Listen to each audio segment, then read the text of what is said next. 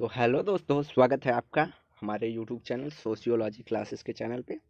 तो आज हम सोशियोलॉजी में इससे पहले परिवार के बारे में चर्चा किए थे। तो देखेंगे कि भविष्य में वर्तमान समय में संयुक्त परिवार में परिवर्तन के क्या कारण हैं और क्यों परिवर्तन आ रहे हैं। इस पे समाजशास्त्रियों के विचार क्या हैं, तो आइए देखते हैं। पहला, संयुक्त परिवार के परिवर्तन के प्रमुख कारण क्या हैं। औद्योगिकरण, महिला आंदोलन, परिवार के कार्यों का हस्तांतरण, नगरीकरण, कानूनों का प्रभाव, यातायात एवं संचार के साधन, सामाजिक सुरक्षा, पारिवारिक झगड़े, पश्चात शिक्षा एवं संस्कृति का प्रभाव और कृषि का ह्रास। तो यह प्रमुख प्रॉब्लम है जो संयुक्त परिवार के परिवर्तन के कारण हैं। तो औद्योगिकरण होने से व्यक्ति प्रवास के लिए, उद्योग धंधों के लिए शहरों में जाने लगे। वहीं महिलाओं की आज़ादी के लिए महिला आंदोलन हुआ। परिवारों के कार्यों का विभाजन हो गया। नगरीकरण से भी प्रवास को बढ़ावा मिला। सब नगरों में जाकर एकांकी परिवार के रूप में रहने लगे। कानूनों का प्रभाव, तो महिलाओं को स्वतंत्रता या आज़ादी के लिए कई तरह के कानून बनाए गए। समानता के अधिकार, जैसे महिलाओं को आरक्षण का अधिकार, ये सब। उसके बाद यातायात एवं संचार, जिससे कि सांस्कृतिक संचार हुआ कि शहर और नगर में, गांव में क्या अंतर है, इसको पता चला। अगला, सामाजिक सुरक्षा। तो सामाजिक सुरक्षा भी एक प्रमुख कारण है, क्योंकि पहले संयुक्त परिवार में पारिवारिक कलह बहुत ज़्यादा होते थे। इसके अलावा सामाजिक सुरक्षा उन्हें प्रदान करने के लिए कानून बनाए गए और उन कानूनों के माध्यम से परिवार एकांकी होते गए। पश्चात शिक्षा एवं संस्कृति का प्रभाव। कहीं पश्चात शिक्षा एवं संस्कृति से प्रभाव से युवाओं प्रभावित हो रहे हैं, नई पीढ़ी प्रभावित हो रही है, जिस कारण एकांकी परिवार की ओर ज़्यादा आकर्षित हो रहे हैं। कृषिकरण का ह्रास।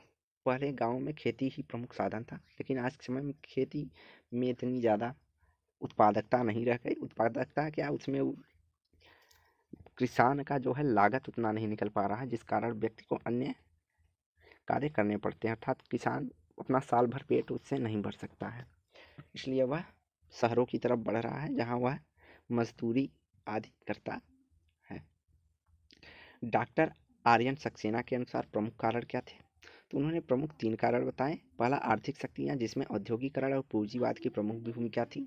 भावनात्मक शक्तियों के अंतर्गत उन्होंने उदारवाद, व्यक्तिवादिता एवं पश्चिमी विचारधाराएं से प्रभावित होना बताया है। तीसरा, उन्होंने नए सामाजिक कानून की चर्चा की है। संपत्ति एवं विवाह से संबंधित कानूनों की चर्चा की गई है।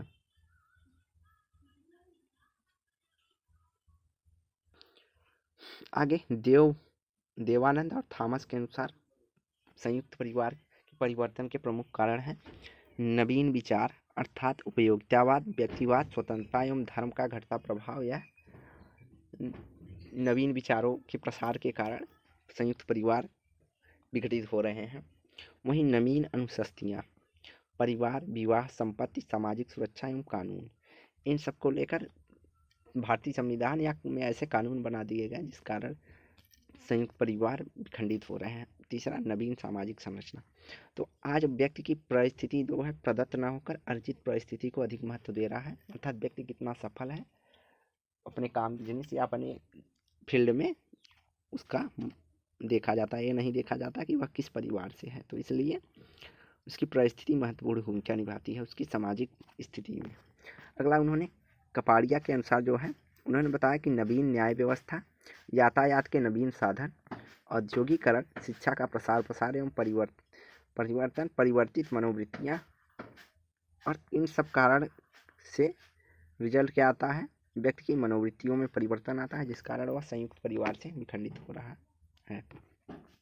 मिल्टन सिंगर ने आवासीय गतिशीलता, व्यवसायिक गतिशीलता और वैज्ञानिक तथा तकनीकी शिक्षा और मौद्रिकरण को आज पैसे का अत्यधिक महत्व बढ़ गया है, जिस कारण से भी पारिवारिक विघटन हो रहा है। आज व्यक्ति पैसा कमाने के लिए, प्रवास के लिए नगर, औद्योगिक शहरों में जा रहा है।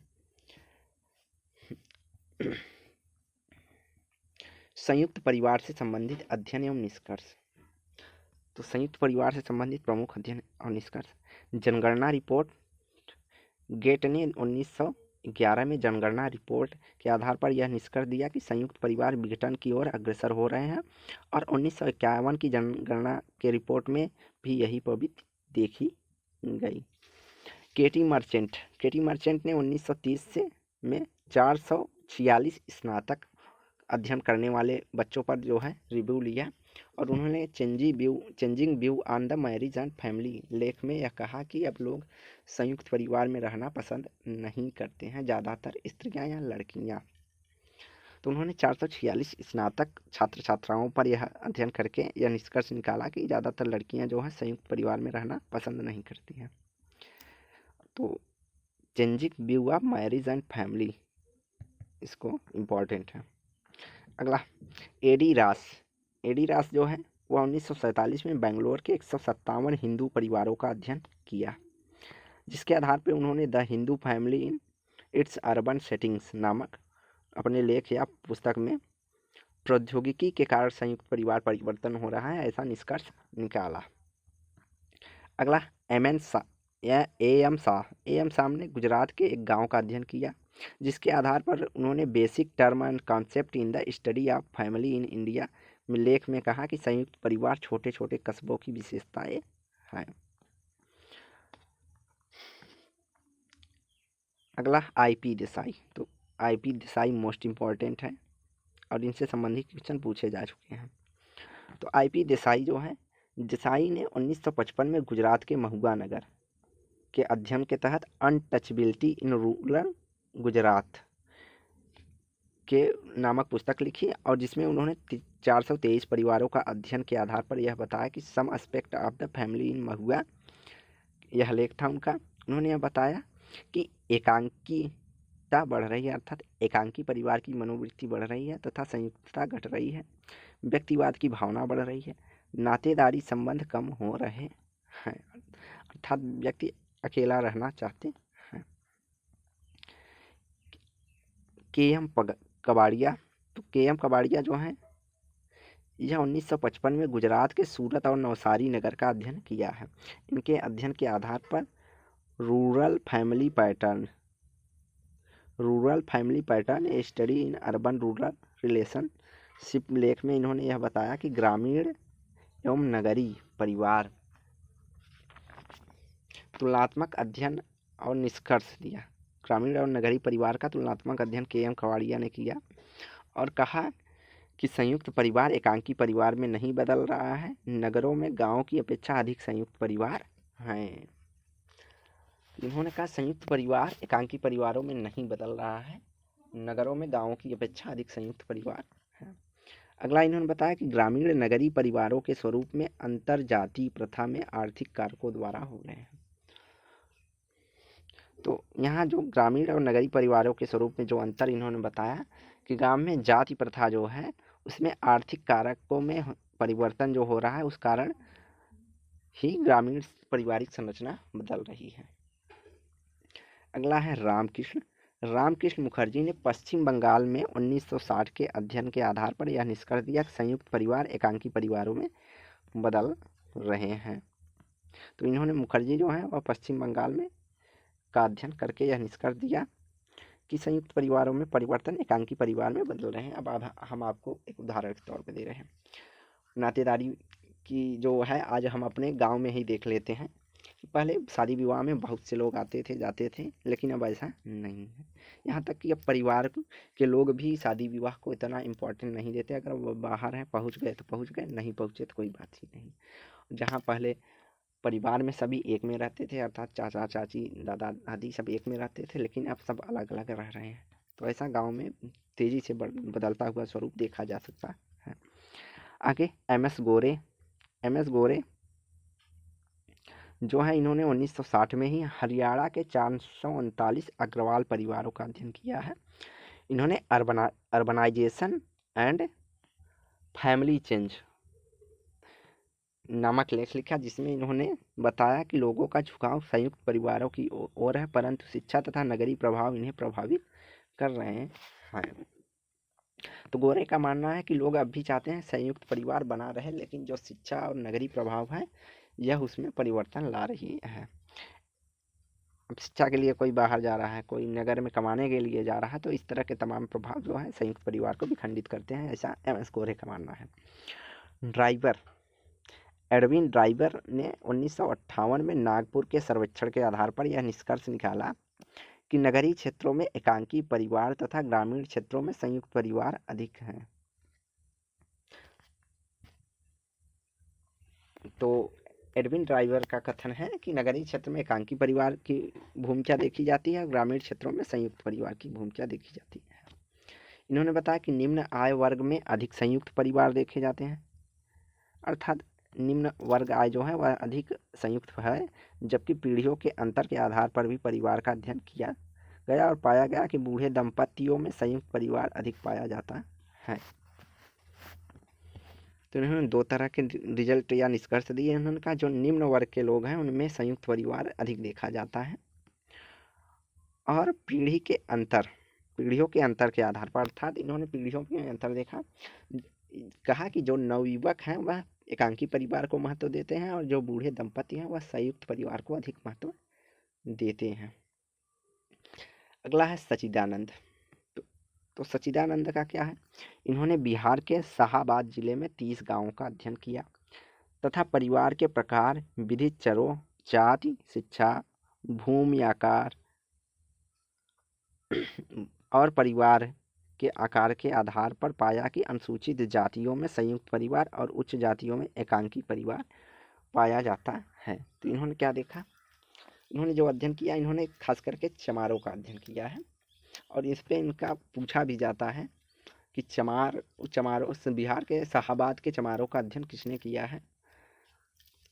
तो सच्चिदानंद उसके आंसर हो। खास करके यह पीजीटी में पूछा जाने वाला बार बार क्वेश्चन है, तो पीजीटी के लिए मोस्ट इम्पॉर्टेंट है। तो इन्होंने निष्कर्ष पाया कि अनुसूचित जाति या छोटे जाति जो हैं उनमें संयुक्त परिवार अधिक देखा जाता है और बड़ी जातियां जो हैं उनमें एकांकी परिवार देखा जाता है। अगला, बीबी शाह ने गुजरात के बड़ौदा विश्वविद्यालय के सर्वेक्षण के आधार पर यह कहा कि 80% छात्र जो हैं संयुक्त परिवार के पक्ष में थे।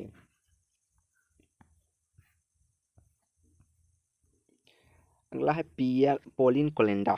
तो पोलिन कोलेंडा जो है 1950 और 70 के बीच अपने 26 अध्ययनों के आधार पर यह निष्कर्ष निकालते हैं कि यद्यपि जनसंख्या में लोगों का संयुक्त परिवार में रहते हैं, वहीं संरचना की दृष्टि से एकांकी परिवार में रहते हैं।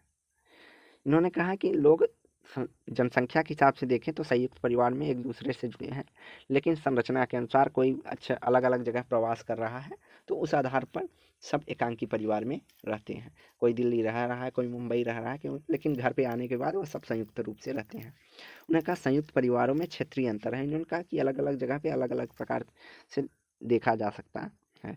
संयुक्त परिवार उच्च जातियों में निम्न जातियों की अपेक्षा अधिक पाए जाते हैं। इससे पहले सच्चिदानंद कहते थे कि उच्च जातियों में संयुक्त परिवार कम पाए जाते हैं, वहीं कोलिंडा मानते हैं कि उच्च जातियों में संयुक्त परिवार अधिक पाए जाते हैं। जाति परिस्थिति संयुक्त परिवार के आकार व अनुपात से अधिक संबंधित है।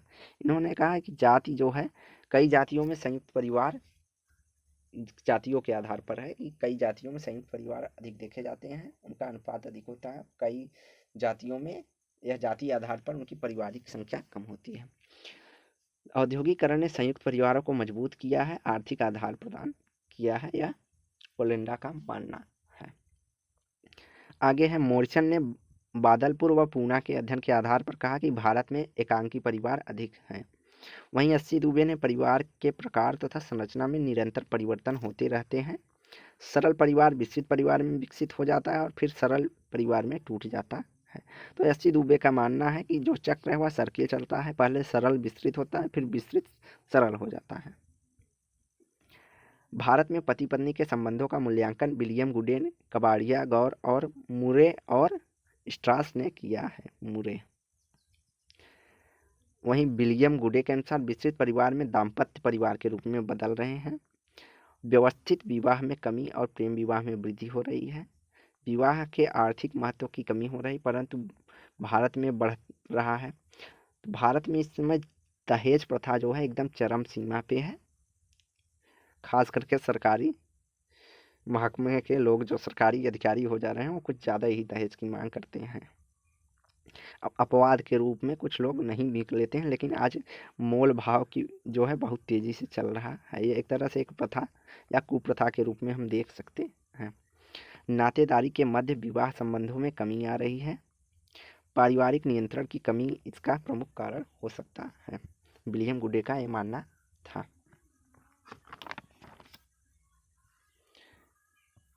आगे प्लेटन का मानना है परिवार में परिवर्तन को आर्थिक व्यवस्था के परिवर्तन से जोड़ा है।